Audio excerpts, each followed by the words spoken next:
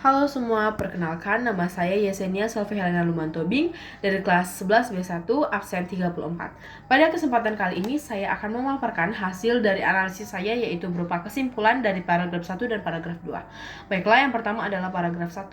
Ketidakpastian ekonomi global kembali meningkat, menciptakan kondisi yang kurang stabil.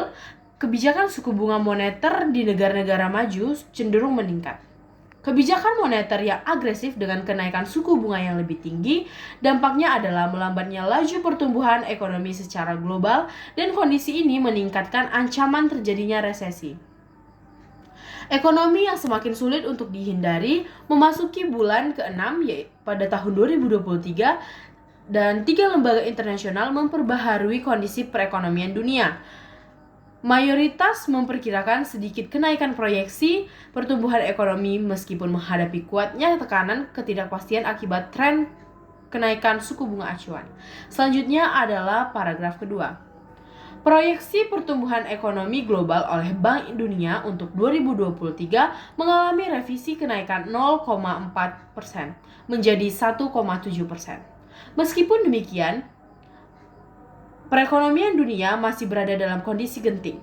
Beberapa negara telah memasuki resesi teknis yang ditandai oleh PDB negatif, pengangguran meningkat, dan pertumbuhan ekonomi real negatif selama 2 kuartal berturut-turut. Sekian hasil dari analisis saya.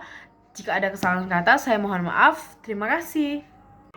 Assalamualaikum warahmatullahi wabarakatuh. Halo semuanya, perkenalkan nama saya Anis Neletekia. Dan hari ini saya akan membacakan kesimpulan dari paragraf 3 dan 4. Pertama, pada paragraf 3, hasil yang saya dapatkan yaitu Selandia Baru resmi jatuh ke dalam resesi pada hari Kamis. Ekonomi Selandia Baru mengalami penurunan PDB Selandia selama 2 kuartal berturut-turut. Kenaikan suku bunga agresif oleh bank sentral dan ketidakpastian ekonomi global menjadi faktor utama. IMF menyarankan agar Selandia Baru tetap berhati-hati dan mempertimbangkan kenaikan suku bunga lebih lanjut. Lalu kesimpulan paragraf 4 yang saya dapatkan, pertumbuhan dunia sedang diprediksi 2,7% per tahun. Risiko yang ada ialah perlambatan di Amerika Serikat dan Cina.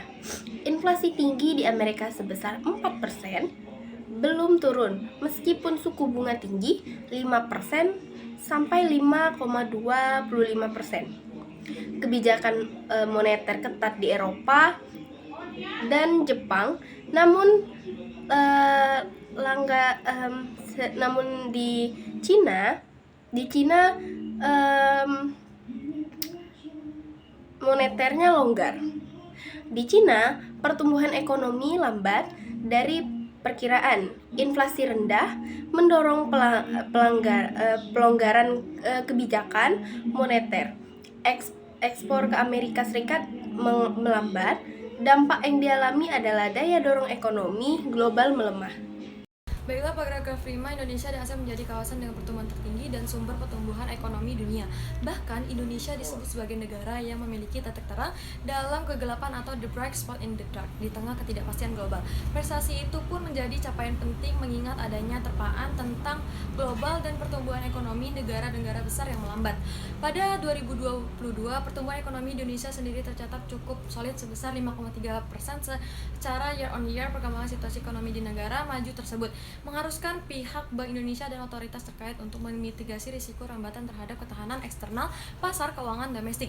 Meskipun kondisi ekonomi Indonesia masih terjaga, tetapi situasi ekonomi Amerika Serikat dan Cina diperkirakan akan membuat tekanan terhadap perekonomian tanah air. Hal ini yang terus diwaspadai oleh para pelaku ekonomi saat ini, apalagi perlambatan ekonomi Cina bukan merupakan sesuatu yang baru. Bahkan jauh sebelum pandemi terjadi, ekspektasi rata-rata pertumbuhan ekonomi Cina akan berada pada kisaran 5% hingga 6%. Nah, selanjutnya di paragraf 6 saat bicara ekonomi Cina tidak bisa dilepaskan dari perkembangan ekonomi di negara tujuan ekspor Cina, terutama Amerika Serikat maupun Eropa. Indonesia dari sisi perdagangan internasional juga tentu akan terpengaruh dari adanya situasi perlambatan ekonomi di Cina. Cina memiliki peranan yang sangat besar bagi perdagangan Indonesia. Perlambatan kedua negara yaitu Amerika Serikat dan Cina ini pasti akan ada pengaruhnya ke ekspor. Kita lumayan besar ekspor furnitur, atlas, kaki, tekstil, dan perkiraan ke Amerika Serikat. Ke Cina banyak ekspor besi atau baja, CPO, dan batubara surplus bisa mengecil. Permatasari Harahap, dan saya akan membacakan kesimpulan pada paragraf ke-7 dan ke-8. Paragraf ke-7. Pernyataan IMF, ASEAN adalah titik terang perekonomian global dengan proyeksi pertumbuhan 5%, sedikit moderat tahun depan.